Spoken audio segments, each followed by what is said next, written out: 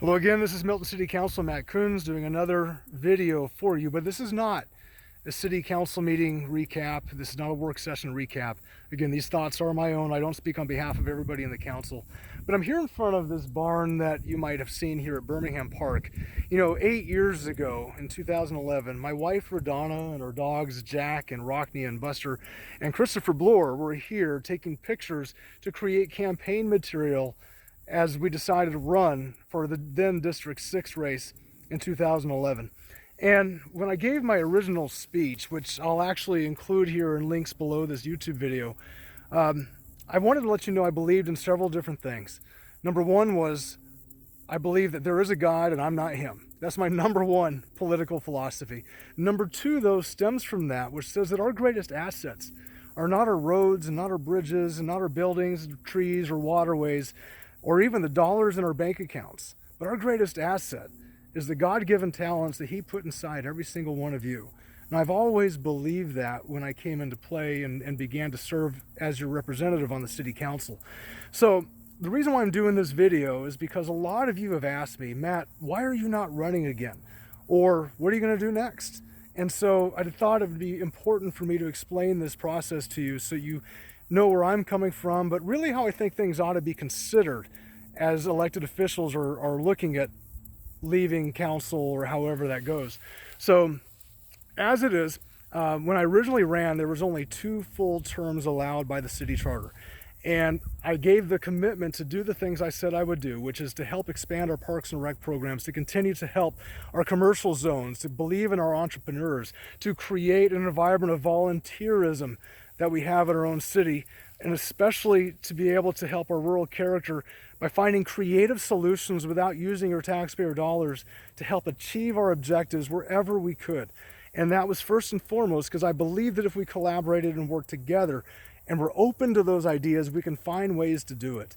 So I fought for those things very hard. And if you were on my side, you know I did. If you weren't, you know I fought for those things very hard. And it was interesting, during those processes, you get into office and you just try to do your best and you hope that by doing your best, the people will realize that you're giving your best. That's not politics and that's not the way it goes. As time moved on, I got personally attacked by several bloggers in the community that decided to write things about me and saying I said things that I never said. It got to the point where their words created such a condition that strangers were parking outside my home. It was just very weird looking at that. And when that happened, I had to ask, okay, this is strange. Now, what are you going to do? Do you just give up? Do you cow down to the pressure that they're trying to put on you? Do you give up on your principles? And that's not the way I'm built. I'm very Catholic. Yes, I went to Notre Dame. My mother's Baptist, though, and she taught me the importance of having a relationship with God, 1, when it's easy, but 2, when it's tough. And I had to recognize in myself, I said, okay, I am Christian. I'm not going to hide that fact. I think God made me and put me here for a purpose. So what is it I should do? So rather than hide or sit behind a keyboard and type, I decided, you know what? I'm going to get on camera. You're going to see my own words. You're going to understand exactly who I am, and I'm going to continue to not be silenced, but express not just what we need to do, but the way we need to do it. And that's exactly why I began doing these YouTube videos. Very interesting. I didn't know how they would play out. Some people accuse me of saying I'm running for things or that I'm trying to be egotistical or whatever. No. The reality is I owed it to you, the citizens who elected me, to continue to fight for the mandate that you gave me. And that was very important because if I didn't do that, I would not have kept my word, as tough as it was. So as I go through this, it was a sacrifice in a lot of different areas. And I had battles that I will write a book about it when it's all said and done and put it out there. But it's just fascinating to see what had happened. But in any case, because I became as transparent as I did, a lot of people then suggested to me, Matt, maybe you should run for higher office. And I had that just about every year since I've been in office. And it was a great compliment from that perspective. And every year I said, no, it's not time to do that because I gave my word to you, the constituents of Milton, to try to do my best to fight for the things I said I would do. That's important. A lot of people abandon ship when they see another opportunity, just forgetting what they said they would do. That's not me. That's not right in my mind. So in any case, in January when it rolled around, I really analyzed a lot of things. And after I got into the council, the city charter then shortly thereafter came to us and said, hey, let's make it unlimited terms now for you guys. And I said, no, don't do that. I appreciate what you're doing, but the reality is we need term limits. Then it was only 2 full terms. They suggested then we expand it to 3 full terms. We agreed on that. Therefore, I would be allowed another full term if I wanted to do that. Originally, no, it was an 8-year commitment. But as I looked at it, I said, well, what is the next step for me? So I had 4 options at that time. 1, I could run for city council for a 3rd full term. 2, it had been suggested to me by some to consider running for state senate because that position was opening up. 3, I had a lot of people actually come to me and suggest that I might want to run for U.S. Congress. That was an excellent compliment. I really appreciated those people that made the suggestion. But 4, the other one too, my wife and I thought, what about just taking a break? Because she knew how much we had fought and sacrificed, and I did as well. And we thought about that too. And so I didn't know in prayer where it is God was leading me, but the longer I thought about it, I realized where it wasn't. And running for city council was not the answer anymore.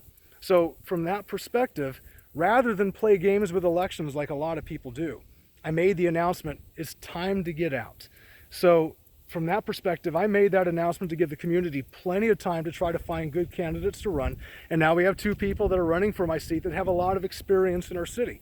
Now, I'm not getting involved in that campaign. It's not my place. My place is to continue to govern according to the mandate that I promised you upon my election. So that being the case, where I am, I'm trying to do the best I can. I still have 9 meetings left. Don't worry, I'm not done yet. But then what's going to happen next? And so making that decision that allowed me to discern, okay, is it to run for higher office on the state level and the U.S. level, or just to take a break? And I tried to put some things in front of me, and when July came around, I said, you know what? I got some personal things I got to take care of. Let's take the break. So my wife and I have made that decision. It's actually been a very good decision. And so as we're trying to transition our way out of the city council right now, it's been a very good thing and getting a lot of things done, quite honestly. So I'm still going to be writing my books. My business is growing, which is good. But more importantly is I've done everything I said I would do, continuing through the remainder of my term. So I want to say thank you to all of you. I want to say thank you to my appointees. I want to say thank you to our city staff. I want to say thank you for past and current council members. Some of us, we agreed on things, some of us we have not.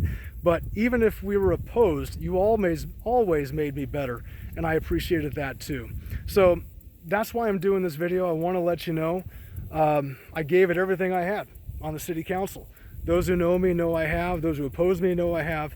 And I don't think there's a better way to do it, quite honestly.